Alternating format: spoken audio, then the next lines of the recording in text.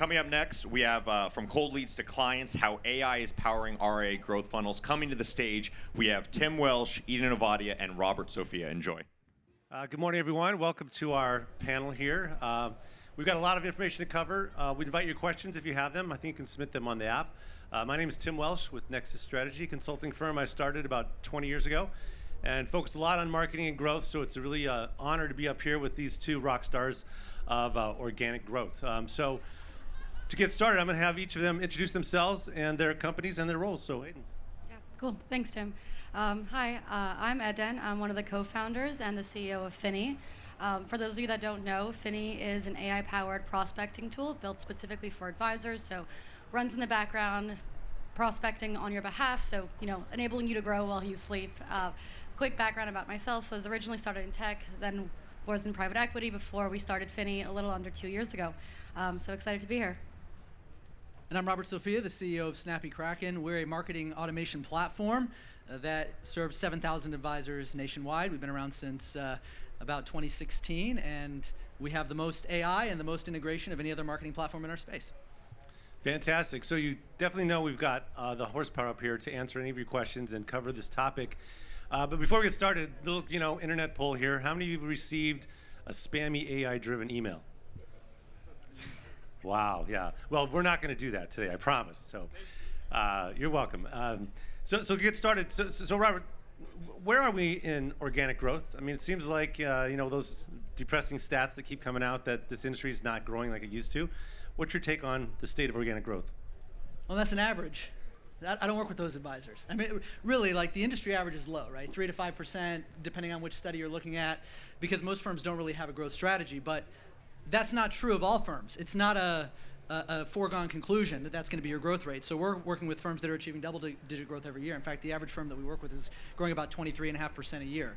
So some are growing faster than that. And it all depends on whether you actually have a growth engine that is in place, that you are managing, that is working for you. And so there's definitely both ends of the spectrum, that's for sure.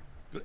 Love to hear your thoughts. No, totally agree. I think when you look at the statistics, you're seeing that most firms' organic growths are actually flatlining, and so that can be a quite depressing statistic. And then a lot of firms I think 88% of firms are still relying on referrals. And so the point of this panel isn't to tell you to walk away from referrals. Obviously, take referrals as they come in. But the reality is that the firms that are growing the fastest are the ones that actually are moving away from referrals and COIs as the main source of growth, and the ones that are investing in creating organic engines that are scalable, not proportionally to their time. And so if you're investing 1 hour and then over the course of your career that hour actually gives you the same amount of growth, you're doing something wrong. You need to be investing to exponentially increase your output. And so how can you actually invest in building systems that work for you even when you're sleeping, even when you're busy, even when you're talking to clients? And so that's really the point of building an engine and investing in technology. No one's telling you to give up referrals. So Robert, where are we? What's the state of RIA lead generation for financial advisors? Where do we stand? Where do I stand? Are we talking about AI? Yes. Why don't we put up the first slide? So I'm just going to tell you right away that what I'm about to share with you, some of you are just going to roll your eyes because you already know it. But for some of you, if you haven't thought about this, I think it's really important. So when it comes to AI in our industry, the general consensus is when you ask advisors about AI, they think of large language models like ChatGPT, which they are querying to create marketing content or to get outputs. They're basically using it like a fancy Google. But the firms that are really scaling with AI, they understand that there are layers to it. It's not just one thing.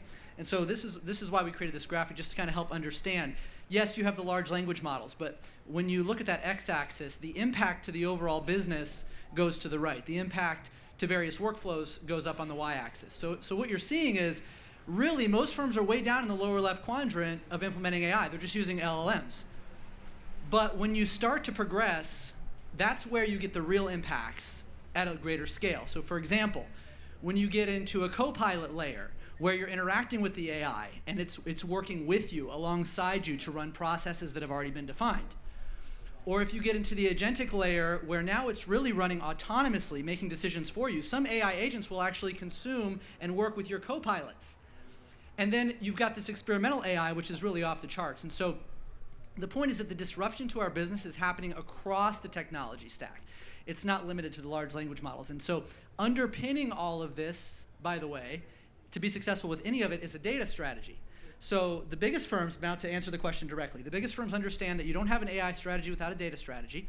You need clean data that you can consume and use with all of these various layers of AI as you move up through the disruption across your business to actually gain a real growth advantage.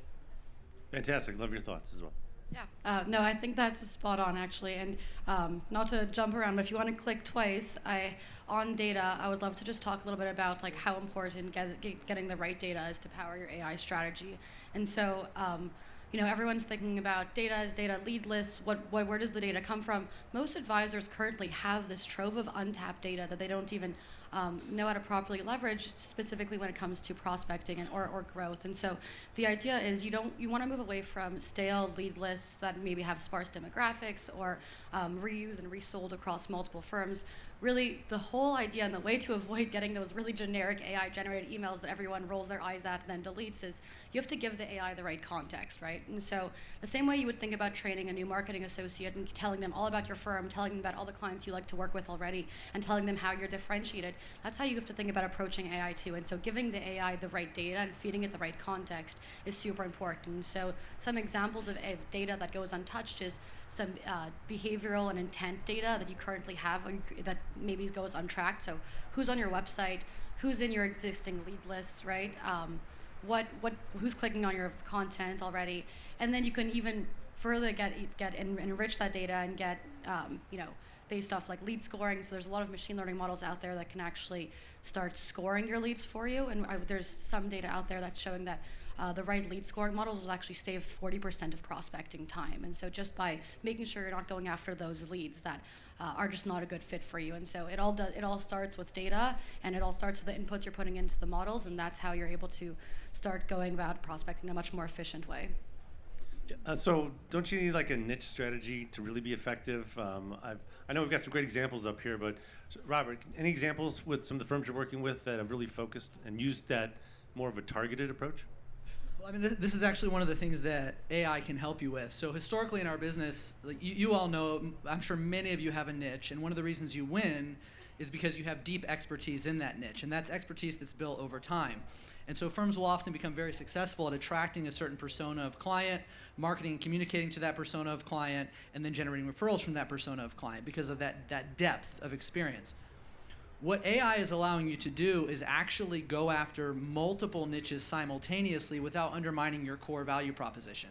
Because what you can do is you can start to dynamically segment. So this is one of the examples of where AI is becoming very useful. You can actually look at first-party data that you have, look at third-party data from tools like Finny, and then create a profile that allows you to then market to an individual just as effectively as you would market to a niche, because you're able to dynamically sort them into different groups for different prospecting journeys that will speak to that persona of client. So if you know it's a woman in tech, your funnels can all be tailored to a woman in tech. If you know that it's a retiree couple or a retired single person, you can actually tailor your journeys. We have firms that have 22 or 23 different journeys. Sometimes they buy leads from multiple sources, Smart Asset, Wiser Advisor. They're just buying leads all over the place, doing seminars. They're sending every prospect dynamically using AI to filter them, sort them, and then send them down a path that's tailored, and then contextually generate content for them at the right time based on their lead score, based on how qualified they are, based on their intent. And so all of those things, working together, the point is you can do that with 20 niches at once, whereas historically you would have to do that for one niche, and that's where AI is really powering a lot of growth. I'm sure you've got a great example. I'd love to hear about your ski resort advisor. Yeah, I have a couple of great examples, but I think that's exactly right. Some data that's been incredibly encouraging to support your point is that, especially in the world of cold outbound, having a great digital presence will increase engagement in cold outbound by 2.7x, which means the first thing you do when you get a cold inbound message from someone that you've never heard about is, let me Google them, let me look them up online, right? And so if you're able to see yourself, your niche, your persona in their online presence, that adds so much credibility and supports to, and adds a high degree of likelihood that you're going to respond, right? So if I'm getting, and I'll give you an example, let's say I'm a business owner, I live in New York, I'm still in, younger professional. If I get a message from someone who says, hey, I'm an advisor in Florida, I've been doing this for 20 years, I can help anyone with any amount of money, I might say, great, but like, what can you do for me? Whereas if I get an email from someone that says, hey, I'm also in New York, I'm also a business owner, I really help with young founders who are just building up and starting their profession, and I've helped specifically people who share investors with you, this is how I've helped them. Now you've piqued my interest. Now I might go to your website and see that, hey, you actually have written a bunch of really important and educational content that I can leverage, and you've already provided value for me. And so that is the difference between just like cold outbound with no niche versus clearly having a niche and being really specific. Have a couple of examples I can share too. But I'd love to hear one. Yeah, I know which example you're referring to. We have one advisor in Jackson Hole, Wyoming. He's crushed it on Finney, and the reason he's done that is because he's actually, and Jackson Hole, Wyoming is a great place to be if you're a financial advisor, obviously. But he actually uses Finney to find people that just moved and bought property in his area. And so we have property records as part of the data we scrape. And so he finds people who just moved to his area. He filters for a minimum property value. And then you can reach out to them. And it's just, hey, I'm a local advisor here. I've been here for 20 years. I know all the local hotspots. And I also have come up with some great tax strategies to take advantage of the Wyoming tax code. Let's grab a coffee. He had an 80% response rate on that one campaign because it was so thoughtful, so deliberate, and so personal to that recipient. Yeah, I love that. That is the potential, the power. So Robert, I'd love some examples from, like you had some billion-dollar companies that are growing massively fast by using growth strategies. Yeah, actually, Eden's example is a really good one of an isolated use case. What we're seeing is really fascinating. Like there's an RIA that we work with. They've scaled from 20 to 40 billion in AUM over the last 3 years, and they support 600 advisors. So what's been really fascinating to see with them is they take this global approach because all their advisors are geographically, located in different locations, and they identify these strategies at an enterprise level in these isolated pockets, and then they replicate them across their advisor base. So they're looking at ROI and pipeline reporting on all these different niches they're marketing to, all these different approaches that they're using, and then they're surfacing the best opportunities and then driving those down through their network to other advisors to use, to say basically, hey, this works over here for advisor X, let's use it over here for advisor Y, Z, and so forth. And so these micro strategies, and that's really how you think about them, they're like micro campaigns. When you get them really dialed in, if you've got a multi-advisor use case, then you can replicate that across your network. Wonderful. So it sounds pretty next level there, Robert. What about for the rest of us, civilians? So how do I get started in this? Yeah, I think not to sound like a broken record, but there is something called AI readiness, and it's exactly what Robert was touching on before, and it's make sure all your ducks are in a row, make sure you have all the data is in place before you get started, because with AI, garbage in, garbage out, and so know who you want to target, do the pre-work to understand who can your firm serve better than anyone else, what's your value proposition, and once you've done that homework, you can then come to tools like SnappyCracken or like Finney and say, hey, this is my AI strategy, this is what I'd like, this is what the goals that I'd like to set, and can you help me actually achieve that, and so these are the niches that I'd like to prospect to, and so once you've already done that pre-work, then I think you're ready to go, you're ready to rock and roll. Any specific, like maybe look at my existing client base and find the top 10 clients and say, okay, how do I replicate those? Is that kind of part of the process? Exactly. One thing I often share is that finding a financial advisor is often like, picking a partner in life. And a funny stat is that the average financial advisor relationship is 25, 28 years, and the average marriage in the U.S. is 9 years. So it's pretty insane. And so you got to start. And that's why when you're picking a financial advisor, it shouldn't be based off of things like, speed to lead or speed to dial. It should be based off of like a real relationship. This person is going to be with you during every major milestone of your life, like marriage, hopefully not divorce, kids, selling a house, buying a house, death in the family. And so it really should be someone that you enjoy spending time with. And so a lot of what that we help with is the machine learning modeling, almost like a dating algorithm that matches advisors to prospects. And so advisor has to come to us and say, these are the types of clients that I've worked with in the past that I really like to work with. So maybe we're both fans of the same band. Maybe we both have kids around the same age. Maybe we both went to the same alma mater. But all of these things add that shared understanding, shared values that can then build a foundation of a good relationship. So are we trying to replicate what we've always done, like, the dinner seminar, Robert? Is that still a viable strategy out there? Everything is a viable strategy for the right advisor. I mean, look, dinner seminars are a thing that works in some markets for some advisors. And this is an AI presentation, right? Like that's what we're talking about, AI and growth. So why would dinner seminars even come up? It's interesting you mention it. But the reality is that an advisor who's doing dinner seminars and is thinking about how to future-proof their business, they are implementing these tools in places where it works. So for example, if I'm going to a dinner seminar, before I go, I'm taking that registration list and I'm enriching every one of those records to figure out who in the room are the most important people for me to talk to and make sure that I get time with. And who are we going to go the extra mile to confirm, to seat properly, to make an impression on. And then after that dinner seminar, I'm going to use AI to create tailored, personalized outreach immediately for everybody who was there. And then anybody who didn't show, I'm going to have nurturing sequences going. They're going to be automatically subscribed to those, and they're going to be nurtured and moved through. So AI fits everywhere, just like every marketing strategy fits everywhere. You just have to find your own way of implementing, because it's not going to be the same for every firm. Like if you're a firm that's doing a bunch of dinner seminars, your use case for where you're going to try to implement AI in your business is going to be different from a firm that's trying to buy leads from a third party and scale growth for 100 advisors. And so it's about where it fits. Yeah, love your thoughts as well. Yeah, I could not agree more. And I think when you hear AI, everyone is thinking about, are we going to lose the human-to-human connection? Like, is AI going to replace that like genuine connection? And where does the future of the advisor role look like? And I could not agree more. I think the way I think about the future of AI is you leverage AI to do all the stuff you don't want to do. So all the manual or repetitive tasks, and it'll actually unlock more time for you to spend building genuine human-to-human connections. And so if it's the dinner seminar, it's the dinner seminar. If it's taking a client out to golf or to lunch, that's what it is. And so the hour or a few hours you'll save every week, leveraging AI to, it almost becomes like a force multiplier of your own time. And so instead of having to spend 8 or 9 hours behind a desk, you can now spend that building real, genuine connections. And that's where I'd see the real unlock with AI.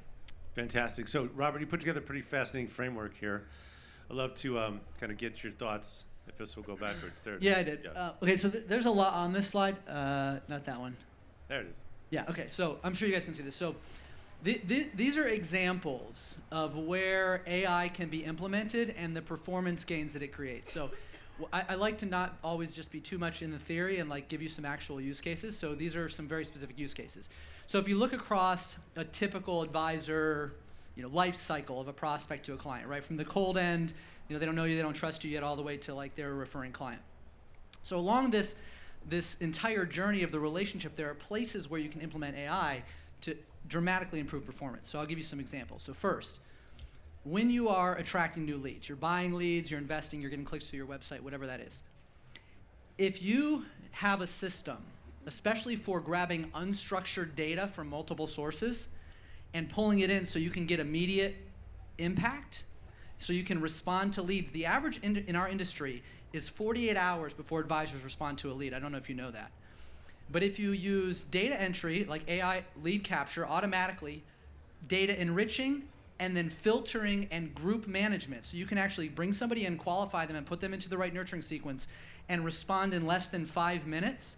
What you see above the line is the performance gain versus below the line. So firms that implemented this immediate 5-minute tailored personalized response saw an 85% appointment booking rate versus a 10% appointment booking rate, responding 48 hours manually. That's the difference. So then you go down a little further, right? You've got this, if you're using a personalized nurture sequence that's actually looking at the contact record and tailoring the content to the person, your open rates and your click rates more than double. So you're getting a double performance advantage because you're tailoring the content. Next, if you're using AI to monitor the prospect behavior, see what they're clicking on, what they're opening, what they're viewing, how qualified they are. So you're basically grabbing your highest intent, most qualified prospects when they're handed off to an advisor. I don't know why the numbers didn't show up, but there's more than a double conversion rate on the closing ratio of those leads by high intent handoffs to advisor rather than low intent, like work all these leads versus work these very focused leads. And then lastly, when firms are analyzing all their clients for how engaged they are, what NPS score they're giving the business, and then surfacing those clients at the right time for an introduction conversation based on their intent that indicates they're a high quality client who would likely give a high quality referral, they're getting a 7x multiple on their typical number of referrals. So these are all examples where AI is being used differently. In some cases to ingest data, in some cases to personalize content, in some cases to identify opportunities and tee them up for advisors, and in some cases to actually prompt advisors to ask for introductions. All of those are just analyzing data and triggering them at the right spot in the workflow with performance advantages. So altogether, there's this is just examples of how you can actually get a 19x performance advantage by implementing AI at different places in your process. That's amazing. I love this framework here. It definitely gives you the opportunity to put it in context. So when you see this, what are your thoughts? Yeah, this is, first of all, this is incredible work and really insightful. We're seeing this in real time with some of the firms we're working with. And so one example of a firm that has seen similar uptake, we're working with a firm based in LA. They have about $10 billion under management, and they have centralized selling and servicing, and they have actually seen about a 2x in increased output, so 2x in growth rates that the centralized team was able to unlock for the advisors they're servicing based off of leveraging tools like these. And so to put that, to give actual real numbers, they had a centralized business development team. Every one business rep was managing about 5 advisor profiles. Historically, they were booking about 2 to 3 meetings a month per advisor profile, and then after using Finney and similar tools, they ended up booking 6 to 8 meetings a month. And so a true doubling in meetings per month, which eventually trickles down, and that's conversion rates. And so it's by doing things like, maybe instead of using a bunch of different tools to gather data, they're now centralizing that instead of going across PitchBook, LinkedIn, ZoomInfo, Rocket Reach, name your data tool, and then trying to scrape that all together into one database, and then putting that in some email outbound tool, just using a bunch of different tools and having a bunch of different data leakage and efficiencies lost efficiencies. Using one centralized tool like Finney has enabled them to actually double their efficiency, and it's been pretty significant. And that's really the power of AI and having it all in one place. Yeah, this is amazing, but it seems like a lot of work. So, Robert, your best firms, how have they sourced this in their business? Is it one person? Is it a team? How much time do they really need to think to build these constructs? I understand this is a diverse audience, and some of you probably are flying solo, and some of you probably have very large firms. At Snappy Kraken, we have 2 approaches to the market. We have an enterprise product that's designed for large firms that are scaling. So we work with big firms like Mariner and Carson Group and big RIAs, and then we've got the individual advisor solution. So for us, it's just tailoring it to the advisor. But I will say that to build all of this, if you're building it from scratch, is a tremendous amount of work. And some firms are qualified to do that. I think if you want to own everything AI in your stack, all your data, all your integrations, have your own proprietary platform, you need a CTO, you need a CMO, you need content strategists, you need technologists, you need maintenance, you probably hire a third-party consultant, and it's a multi-6-figure investment. Or you partner with a platform that can bring this to you. Shameless plug, Snappy Kraken does this, but there are other companies that do this type of thing too. And there's different approaches. So I think the key is everybody says AI, AI, AI. But no matter what phase of business I was in, I would be looking at my business and trying to identify what are the leading indicators of success, where are the gaps in my processes where we're not performing against benchmarks. Right? What are the industry benchmarks? How do I perform against them? And then where can I have the biggest impact? And I would implement one thing to have an impact on one area of the business one at a time. And if you're really committed to it, you either bring in a partner who's got a platform that's going to do this, or you build. You bring in the team and you invest the money and you build the platform, and just be prepared to spend a lot of money doing it. Fantastic. So what are advisors afraid of when they first start doing this? What's some of their concerns, barriers? Is it in their minds, or is it because the words AI mean quite a lot to a lot of people? Well, I think there's 2 things. There's a decision paralysis moment where it's there's so much I can implement, there's so much I can do, where do I start? And then there's the fact that AI has a bad rep because we've all been on the receiving end of those generic, terrible emails that have nothing to do with us, maybe have our first name right in the job title, but that's basically it. And so it's do I want to be sending out those weird emails? Do I want to be on the receiving end of that spam? And so there is that cynicism that everyone has when they think about outbound and marketing. And so I think getting over those 2 things. And so when it comes to decision paralysis, just starting small, starting to implement, some easy low lift tasks. And so I think in those cases, looking at tools like Snappy Kraken, like Finney, or others in our peer set that are built specifically for financial advisors, have compliance in mind and don't require some massive lift, don't need to rip and replace your existing stack, but just are you can get started, in a couple of days or minutes. That's a pretty good place to start. And then when it comes to the fear of hitting AI-generated emails, or thinking about your brand reputation and really wanting to protect that, I think that all comes down to doing that pre-work and understanding and organizing the data and making sure that you have an idea of like who you want to target, what you want to say, and feeding the AI with all that context. And so you don't get some generic emails, but you actually get a really, really thoughtfully written content. And that's where I would say that's a starting place. Awesome, excellent. So this amazing technology in front of me is showing me questions that you all submitted. And this one I like here, it's what role does AI play in nurturing leads that aren't immediately ready to convert? I mean, they've probably been on your Excel spreadsheet for 3 years, and how do I use the AI to turn them? And I love both of your thoughts. We use re-engagement sequences. I just got some third-party data from Track That Advisor. They work with about 150 firms, and they track all their performance. So I actually just saw data on this, that leads from the previous year, if you use a nurturing sequence to reactivate them, 33% of them will re-engage. That's the latest number we've seen. So if you've got an old pipeline with leads from past marketing and you're not doing something with it, a re-engagement sequence should be able to get 33% of them moving again.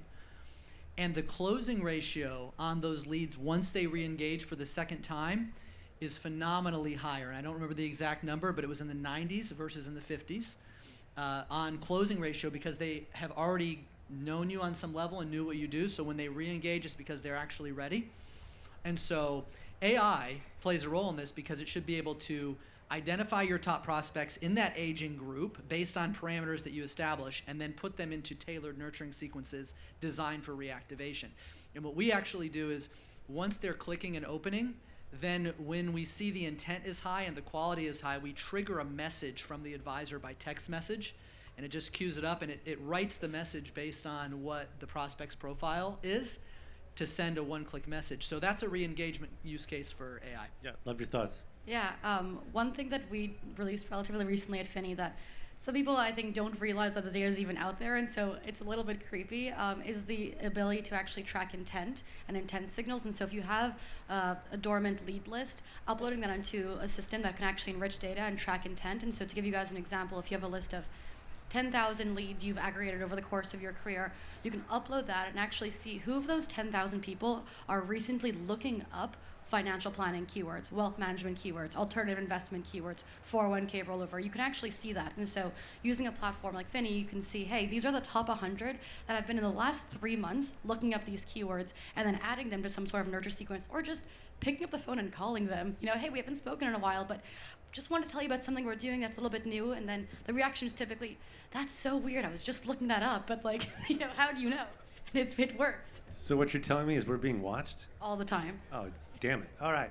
So lightning round, Rob, coming to the end of the session here, and I'm sure we could talk for hours, but, and this is Robert's absolute favorite question. That's why I'm going to ask it, which means he hates it. So, Robert, is there a silver bullet? No, Tim, there's not a silver bullet, no. And if you're looking for one, then you're going to be disappointed. The only real silver bullet is strategy, and the gut and determination to implement that strategy all the way through the business. And it's transformative, and it takes time, and it takes funding, and it takes the right people. So no, there is no silver bullet, Tim. There's none. Well, maybe you have a silver bullet.